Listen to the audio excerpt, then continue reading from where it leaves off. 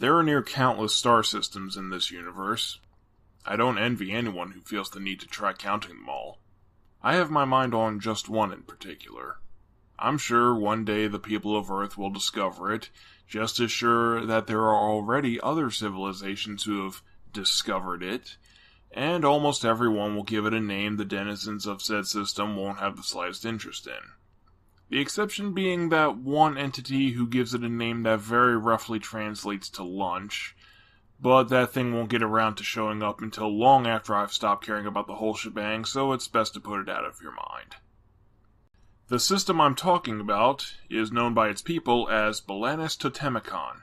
Radiating out from its star, we have the scorched wasteland of Ignis, the sweltering Grulch, the technologically advanced Mir, the magical Canar, the snowy biome of Magnus, and the distant Enox. Philocrates Balanis of Mir and Cypher Totemicon of Canar are the astronomers from whom the system derives its name. Just a bit of trivia.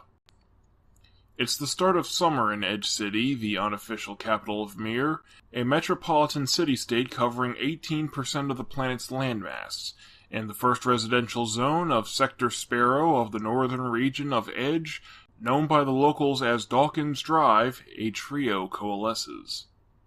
The first, Barca, sat alone in a little room listening to some heavy metal music on a retro stereo. Most of the space in the room was taken up by bookshelves filled with, predictably, books, but also various movies and games, video, board, and otherwise. Tucked in one corner of the room was a bed, or at least two mattresses stacked atop a box spring.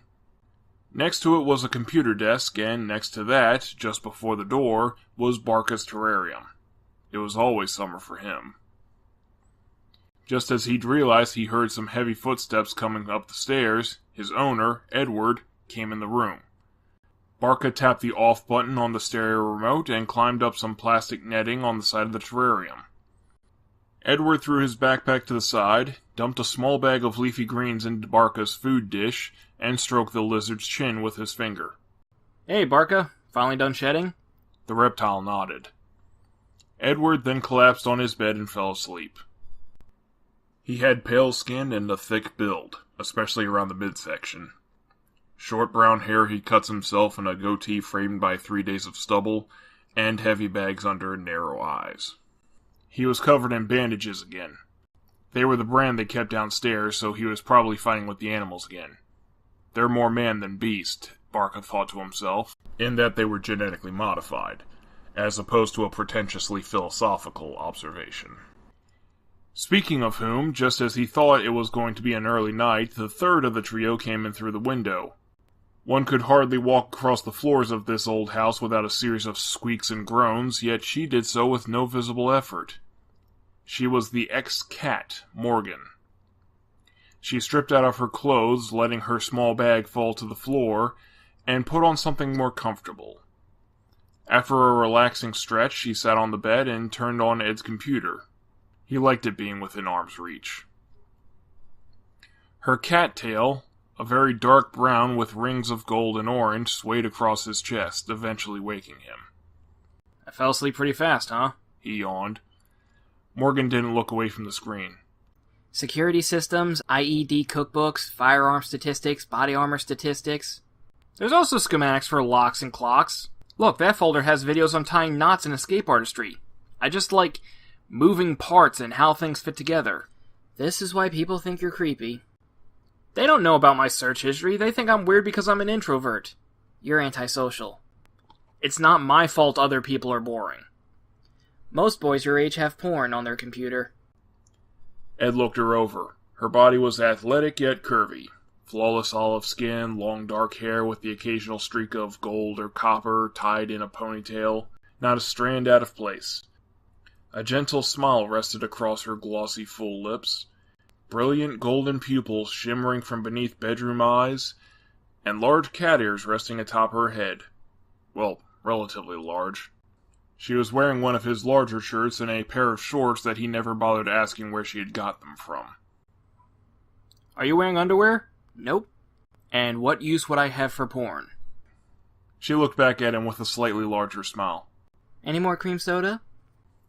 Ed grabbed one from the nearby mini-fridge and opened it for her.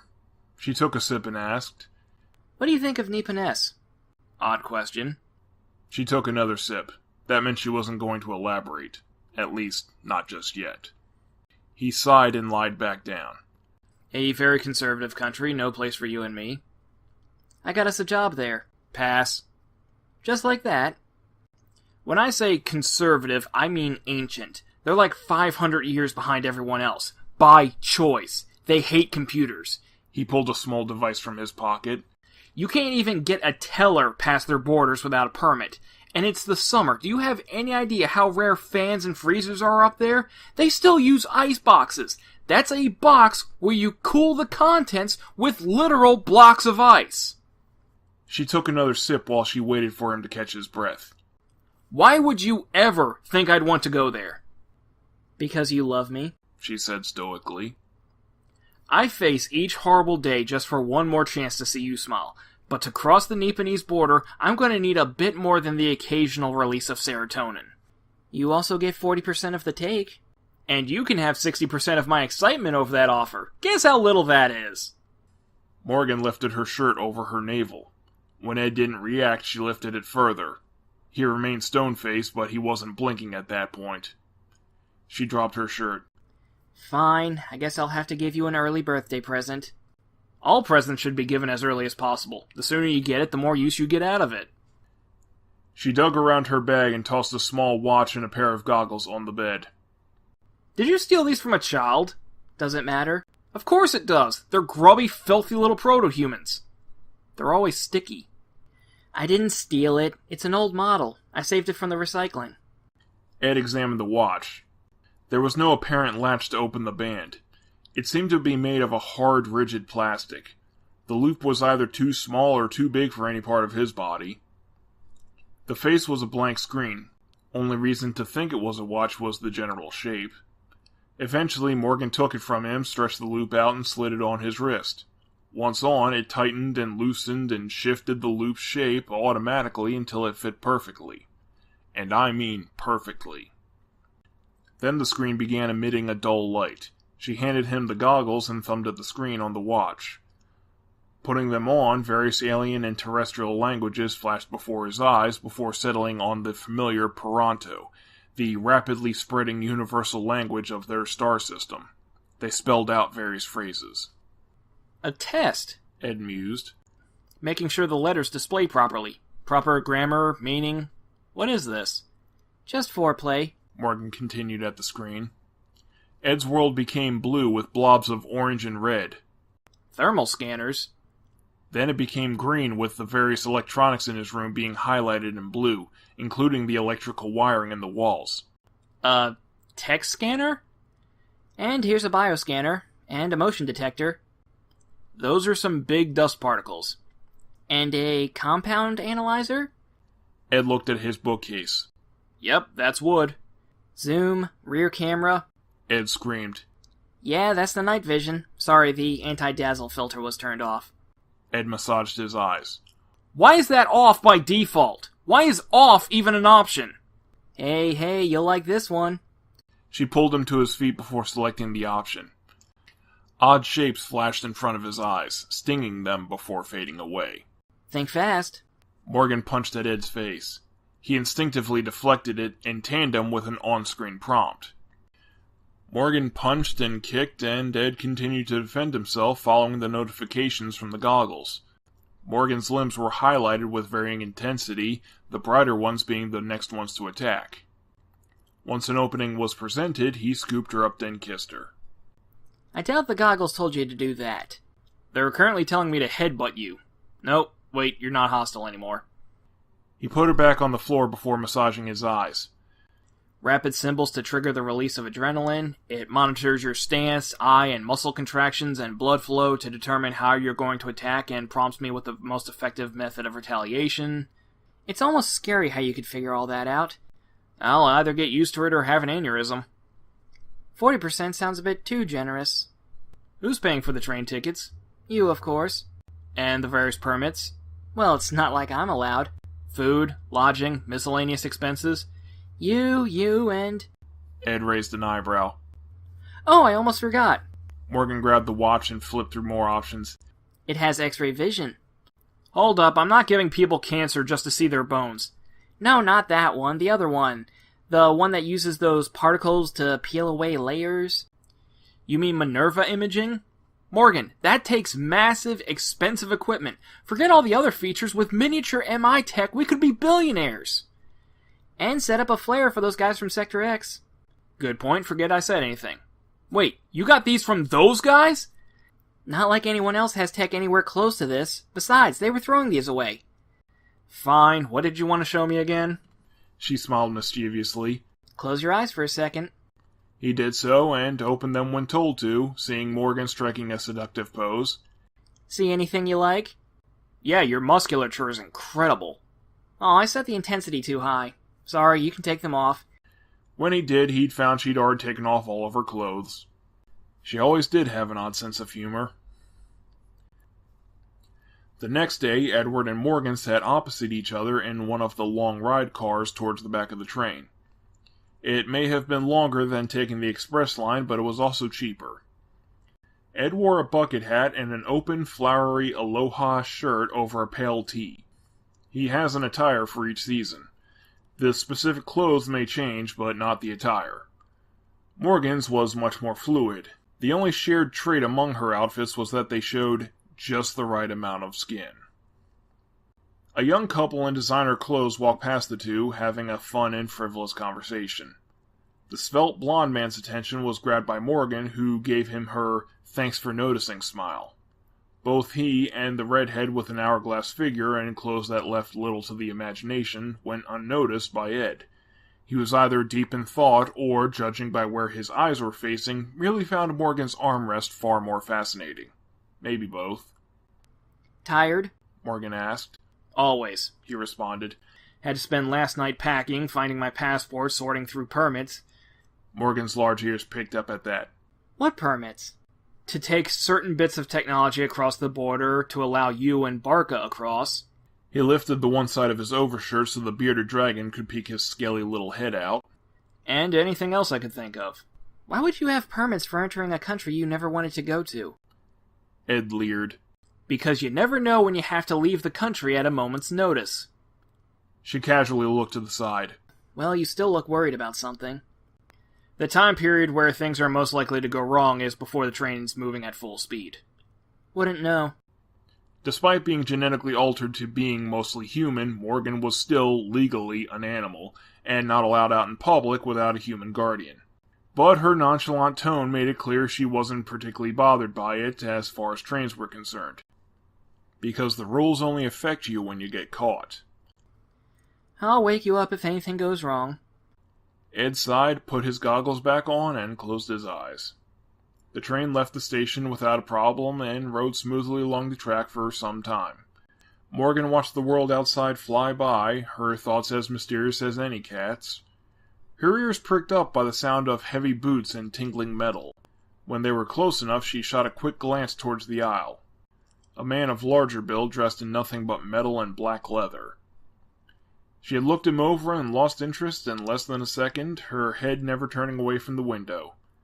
The man slowed as he passed, making sure to suck in as much of her as he could before carrying on down the aisle. Her eyes stayed on the window when she asked, When did you wake up?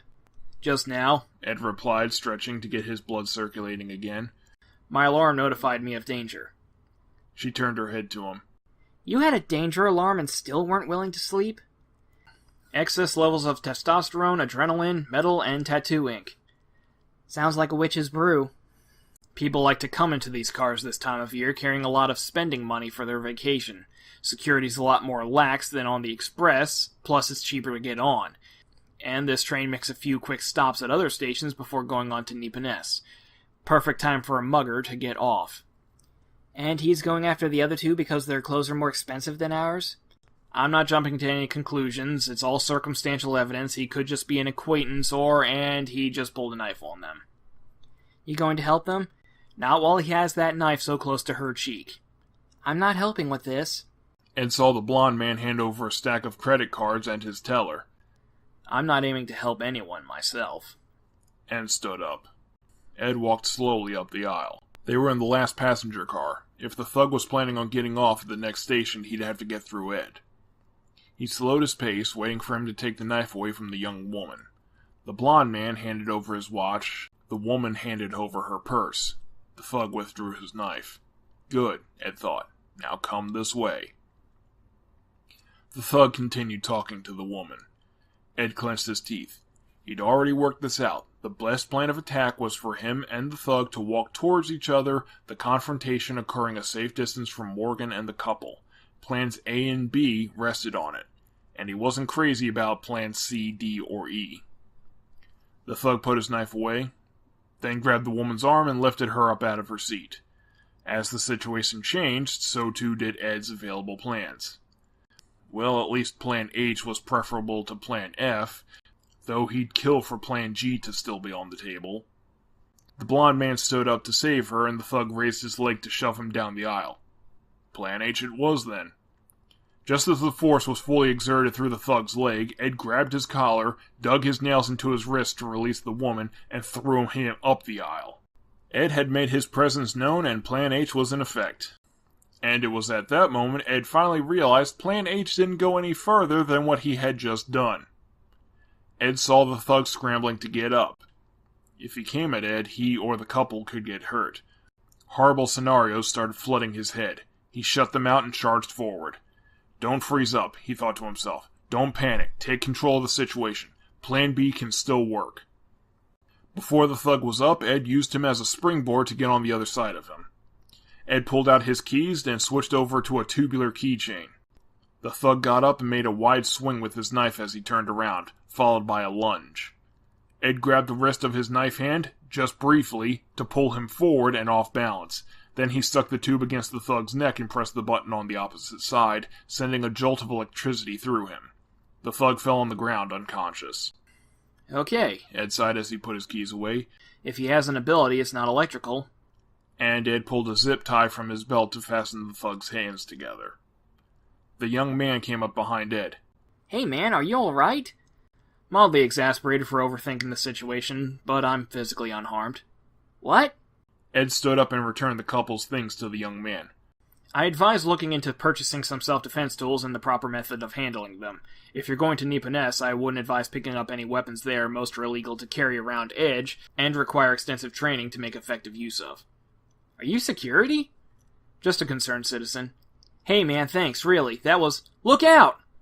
In the brief moment before Ed could process the warning, he found himself in a rear-naked choke. The following thoughts shot through his head.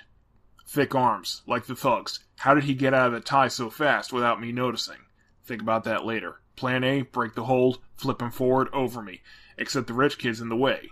He's just standing there panicking. Typical. Plan B it is. Ed pulled his keys out of his pocket and grabbed his own knife out of another pocket. He gave a careful slash along the arm around his neck. The hold didn't break. With the keys poking through his fingers, he then started punching and stabbing the size of the thug. That's when the young man decided to try and help by putting his knee against Ed's stomach and try to wrestle away the thug's arm from his neck. It wasn't long before the thug finally let go. Ed turned to fight him and found he was naked. Did he phase out of his clothes along with the tie? Ed already considered the thug possibly had the ability to phase through solid matter, which is why he was careful of where he stabbed. He didn't want the knife phasing through his arm into his own neck. The naked thug fell on the ground and dissolved into a flesh-colored puddle. Ed looked and saw the thug's clothes weren't on the floor and that the train had pulled into the next station in the commotion. What the hell? The young man shouted. You okay, man? Yeah. Ed massaged his neck as he put his stuff away. Is he dead? Was he naked? Seems he could create a clone of himself, but couldn't recreate his clothes. Used it to choke me while he got away.